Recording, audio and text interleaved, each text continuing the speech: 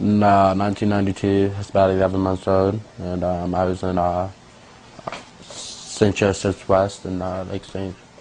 Louis for asthma attacks, and my father came to visit unexpectedly, and he told my mom to go down to the cafeteria, get him something to drink, and like, from what I hear, they kind of argued, like, he was like wanting her out, like, she asked him to go get it, but he's like, no, you can go get it, and I'll stay up here, watch him.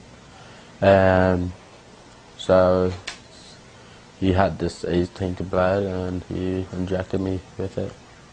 Injecting your own son with the H virus, I mean, you've reached new highs. You're in a class now by yourself. I believe that when God finally calls you, you're going to burn in hell for here to eternity. But in the meantime, I have the opportunity to keep you. My speech is fine, my hearing is fine, until I started going on this medicine. I was an IV med. One day I kept on turning up the TV louder and louder, and Mom's like, what's wrong with you? That's loud. And so we went to go get my hearing tested. I became legally hard of hearing.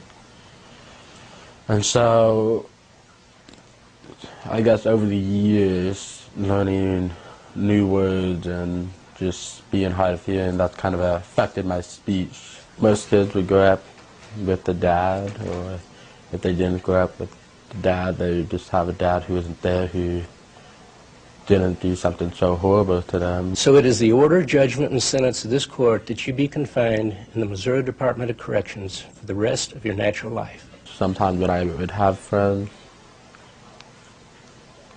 somehow after I visited their parents, visited their house, their parents were like, oh, you're not welcome here anymore, I guess. And at school I'd also have to drink from, I couldn't drink from the water fountain, I had to drink from a water bottle. It was very hard for Brryan. I mean, I know that he's been called the AIDS boy, I know he's been called gay, I know he's been ridiculed and discriminated against a lot. I think when he decided, in the 8th grade, he decided to go and start lobbying in Congress for AIDS funding. Reality in our nation. That's when it kind of started the table turning, and people realized that he was out there trying to fight and trying to educate them. Yeah, I'm that boy with whose father injected him with HIV, and I was talking about how, you know, kids in middle school used to bully me, run away from me like I had a gun, or